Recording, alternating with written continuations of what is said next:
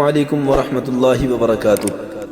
قال النبی صلی اللہ علیہ وسلم انا خاتم النبیین لا نبی بعدی۔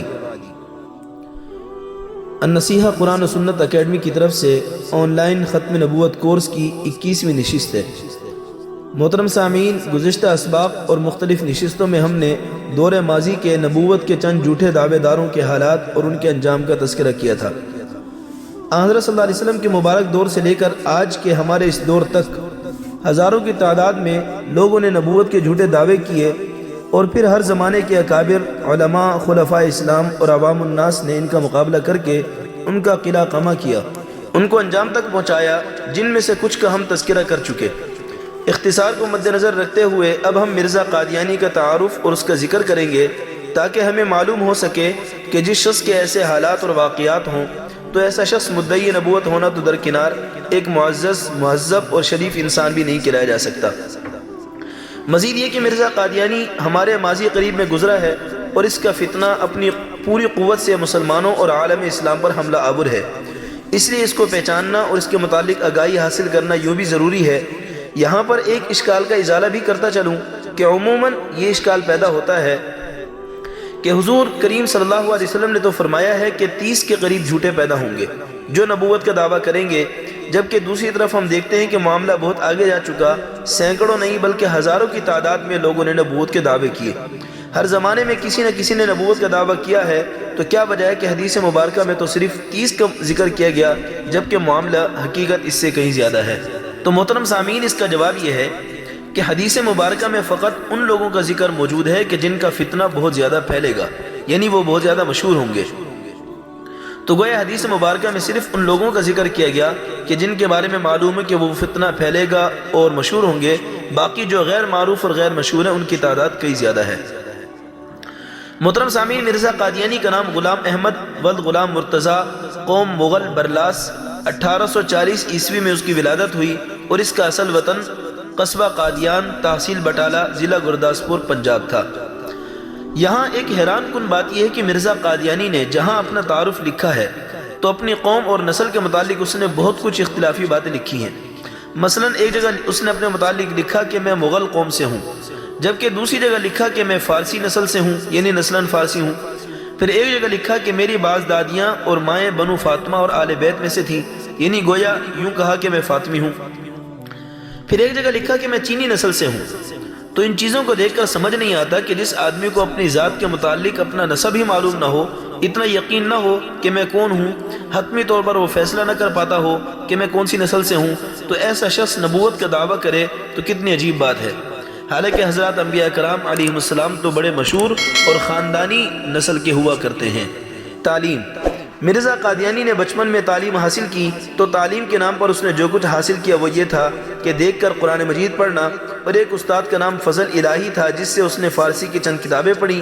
اسی طریقے سے ایک اور استاد تھا جس کا نام فضل احمد تھا، اور اس سے اس نے صرف صرف اور نحو کی بعض کتابیں پڑھی۔ تو یہ اس کی کل علمیت کا حدود 4 ہے۔ اس سے آگے بڑھ کر اس نے کچھ حاصل نہیں کیا، علم حدیث اور تفسیر کی تو اس کو ہوا بھی نہیں لگی۔ محترم سامعین، کوئی بھی آدمی جب نبوت کا دعویٰ کرتا ہے تو تاریخ کے اندر کسی نہ کسی مہارت کی بنیاد پر کوئی آدمی نبوت کا دعویٰ کرتا ہے، لیکن ہم مرزے کے حالات اور اس کے واقعات کا جائزہ لیں تو ہمیں کوئی ایسی چیز نظر نہیں آتی جو اس کے اندر مہارت کے طور پر موجود ہو، بلکہ اس کے برعکس بعض چیزیں ایسی ہیں جو عمومی طور پر کسی شریف انسان میں بھی نہیں پائی جاتی۔ مثال کے طور پر بچپن میں اس کی عادت یہ تھی کہ جب یہ لباس پہنتا تو قمیص پہنتا تو نیچے کے بٹن اوپر کے کاج میں اور اوپر کے بٹن نیچے کے کاج میں لگا دیا کرتا۔ جب جرابیں پہنتا تو ایڑیوں والی طرف نیچے کی طرف اوپر کی طرف کر لیتا اور اوپر والی طرف نیچے ایڑیوں کی طرف کر لیتا۔ جیب کے اندر گڑ بھی رکھا کرتا تھا اور استنجے کے ڈھیلے بھی رکھا کرتا، لیکن بے وقوفی اور بے عقلی کی بنیاد پر بعض اوقات ڈھیلے اٹھا کر کھانا شروع کر دیتا اور گڑ سمجھ کر۔ جب یہ جوتا پہنتا تو دایاں پاؤں بائیں جوتے میں اور بائیں جوتا دائیں پاؤں میں لگا لیا کرتا، حتیٰ کہ مجبور ہو کر اس کی ماں نے نشان لگا کر دیے کہ یہ دایاں ہے اور یہ بایاں۔ سردی گرمی کا لباس بھی مختلف موسم کے اندر پہن لیتا، سردی کا لباس گرمیوں میں، گرمیوں کا لباس سردیوں میں پہن لیتا، اور اس کو محسوس تک نہ ہوتا، حتیٰ کہ اس کو کہہ کر بدلوانا پڑتا۔ تو ایسا بے وقوف نامعقول آدمی کہ جس کی عقل اتنی خراب ہو چکی ہو اور وہ نبوت کا دعویٰ کرے، ایک مرتبہ مرغی ذبح کرنے لگا تو مرغی تو صاف بچ نکلی اور اپنی انگلی کو زخمی کر دیا۔ بزدلی کا یہ عالم کہ ایک مرغی کو بھی ذبح نہ کر سکا۔ کسی نے کہا گھر سے شکر لے کر آؤ، بچوں نے آپس میں کہا تو یہ گھر سے شکر لینے کے لیے گیا، بغیر کسی کو بتائے 2-4 مٹھیاں بھر کر جیب میں ڈال لیے، اور پتہ تو جب چلا کہ جب منہ بھر کر مٹھی منہ میں ڈال دی تو کیا دیکھا کہ وہ شکر نہیں بلکہ پسا ہوا نمک تھا۔ محترم سامعین، اس کے علاوہ مختلف امراض تھے کہ جس نے مرزے کو گھیر رکھا ہوا تھا، جن میں سے یادداشت کی کمی، نامردی، مراق، دماغی کمزوری، اعصابی کمزوری، ہسٹریا، دورے پڑنا، کثرت بول یعنی کثرت سے پیشاب آنا وغیرہ، یہ چیزیں اس کے اندر موجود تھیں۔ کثرت بول کا یہ تو عالم تھا کہ اس نے خود لکھا کہ ایک رات میں 100 دفعہ پیشاب کرنے کی نوبت آتی ہے۔ زنانہ لباس پہنے کرتا تھا، حتیٰ کہ زبردستی کسی نے اس کو کہہ کر رکوایا۔ کھانے پینے میں بھی بائیں ہاتھ کو استعمال کرتا، بائیں ہاتھ سے کھا لیتا، بائیں ہاتھ سے پی لیتا۔ شراب نوشی، جھوٹ بولنا، گالیاں بکنا وغیرہ وغیرہ اس کے متعلق بہت مشہور ہے، جس کے بارے میں بڑی بڑی کتابیں لکھی گئیں، حتیٰ کہ کذبات مرزا اور مغلظات مرزا کے نام سے باقاعدہ کتابیں لکھی گئیں۔ اسی طریقے سے اس نے اپنی زندگی میں بے تحاشا پیشن گوئیاں کی جو ہمیشہ جھوٹی نکلی۔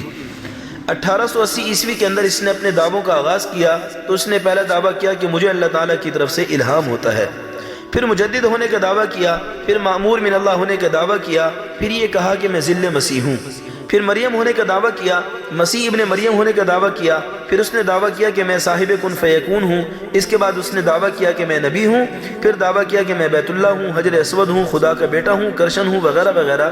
یہ وہ مختلف دعوے تھے جو اس نے اپنی زندگی کے اندر کیے۔ تاریخ کے اندر جتنے بھی جھوٹے نبی گزرے ہیں، ایسا کوئی عقل کا مارا ہوا نظر نہیں آتا جو اپنے دعووں کے اندر بھی جھوٹا ہو۔ جو شخص دعوے کرتا ہو اس کو خود یقین نہ ہو کہ میں کیا چیز ہوں، کبھی وہ عورت سے مرد بنتا، کبھی مرد سے عورت بنتا، کبھی انسان سے پتھر اور کبھی پتھر سے انسان بنتا ہے۔ مختلف قسم کے اس نے دعوے کیے۔ یہ وہ حالات ہیں کہ جس کو جان لینے کے بعد انسان یہ فیصلہ کرنے پر مجبور ہو جاتا ہے کہ یہ آدمی نبی ہونا تو بہت دور کی بات ہے، ایک نارمل اور معزز شریف انسان بھی نہیں بلکہ انتہائی گھٹیا درجے کا کم عقل اور بے وقوف انسان ہے۔ محترم سامعین، انتہائی مختصر حالات میں نے آپ کے سامنے ذکر کر دیے کہ کس صفات اور کس عادات کا انسان تھا، اور اس کے باوجود اس نے نبوت کا دعویٰ کیا اور ختم نبوت پر جھپٹنے کی کوشش کی۔